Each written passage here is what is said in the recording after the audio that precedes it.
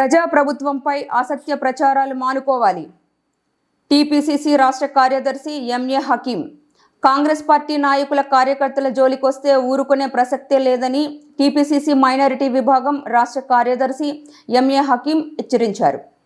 దౌలతాబాద్లోని తన కార్యాలయంలో మీడియా సమావేశం నిర్వహించి వారు మాట్లాడుతూ ప్రజా ప్రభుత్వంపై బీఆర్ఎస్ నాయకులు అసత్యపు ఆరోపణలు చేస్తే ఊరుకునే ప్రసక్తే లేదన్నారు. 13 నెలల కాలంలోనే రాష్ట్ర ముఖ్యమంత్రి రేవంత్ రెడ్డి ఎన్నికల సమయంలో ఇచ్చిన హామీలు ఒక్కొక్కటిగా నెరవేరుస్తున్నారన్నారు. మెదక్ జిల్లా కాంగ్రెస్ పార్టీ అధ్యక్షులు ఆంజనేయులు గౌడ్ నర్సాపూర్ నియోజకవర్గ ఇన్ఛార్జి రాజిరెడ్డిపై వ్యక్తిగత విమర్శలు చేస్తే ఊరుకోమని హెచ్చరించారు. గృహిణిగా ఉండే సునీతారెడ్డిని మొదటిసారి ఎమ్మెల్యే అవ్వడానికి కీలక పాత్ర పోషించిన ఘనత డీసీసీ అధ్యక్షులు ఆంజనేయులు గౌడ్ది అని తెలిపారు. వారి స్థాయి గుర్తించి మాట్లాడే అర్హత బీఆర్ఎస్ నాయకులకు లేదన్నారు. ఈ కార్యక్రమంలో యువజన కాంగ్రెస్ జిల్లా ప్రధాన కార్యదర్శి వారిగుంతం కృష్ణ, మాజీ వార్డు సభ్యులు గౌస్ ప్రసాద్, కృష్ణ గౌడ్, శ్రీనివాస్ గౌడ్ తదితరులు పాల్గొన్నారు.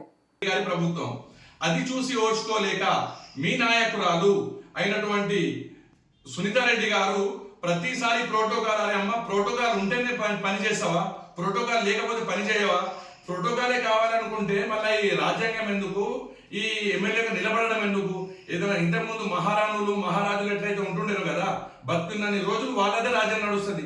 అట్లాంటిది మన రాజ్యాంగంలో ఏదైనా పదవి ఉంటే ఆ పదవి తీసుకోండి.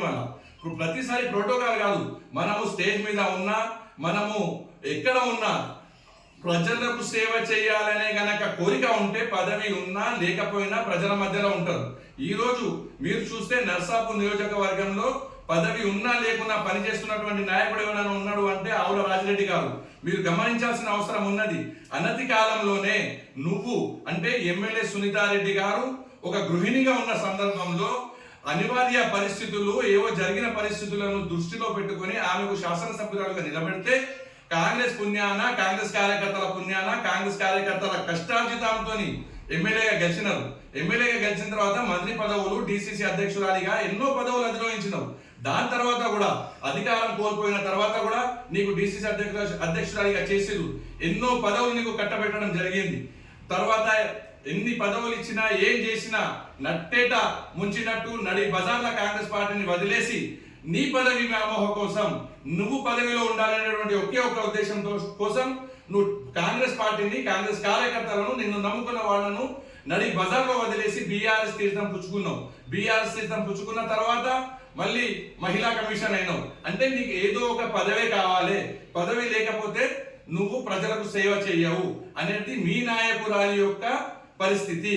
మీరు చూడండి, మీరందరూ అంటే బీఆర్ఎస్ నాయకులకు నేను హెచ్చరిస్తున్నా, బీఆర్ఎస్ నాయకులు మీ బతుకులు ఏంటియో, మీ లెక్క ఏంటిదో, మీ స్థాయి ఏంటిదో ఒక్కసారి ఆలోచించుకొని మాట్లాడండి.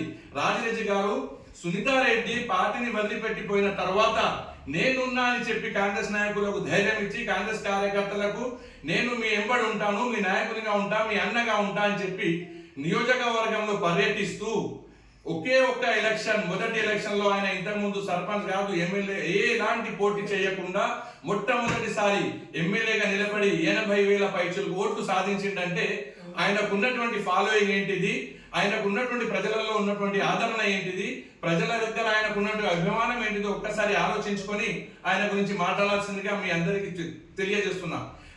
మీరేంటిది ఈ రోజు మీరు ఎమ్మెల్యేగా గెలిచిరని మీరు భుజాలు అది చేసుకుంటే కాదు, మీరు దుంపులాడితే కాదు, చావు తప్పి కన్నులొట్టబోయినట్టు మీ పరిస్థితి ఉన్నది.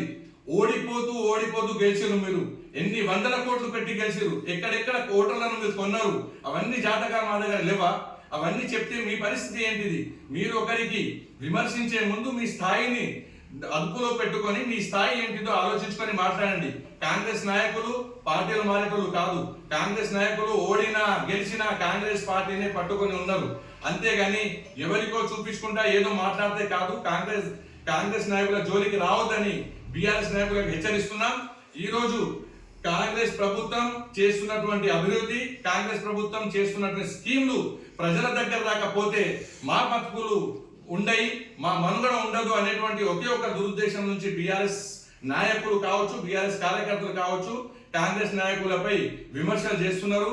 మేము బీఆర్ఎస్ నాయకులకు హెచ్చరిస్తున్నాం, ईद का जवाब पत्थर से देंगे। ఒకవేళ కనుక మీరు కాంగ్రెస్ నాయకుల జోలికి వస్తే ఖబర్దార్ మీకు ప్రతిఘటించాల్సిన అవసరం ఉంటుంది. మీరు ఏ చర్య చేసుకుంటే దానికి ప్రతి చర్యగా కాంగ్రెస్ నాయకులు ఉంటారని హెచ్చరిస్తున్నాం. మాట్లాడే ముందు మీ స్థాయిని చూసి, మీ స్థాయి ఏంటిదో దాన్ని చూసుకుంటా మాట్లాడాల్సిందిగా బీఆర్ఎస్ నాయకులకు హెచ్చరిస్తున్నాం.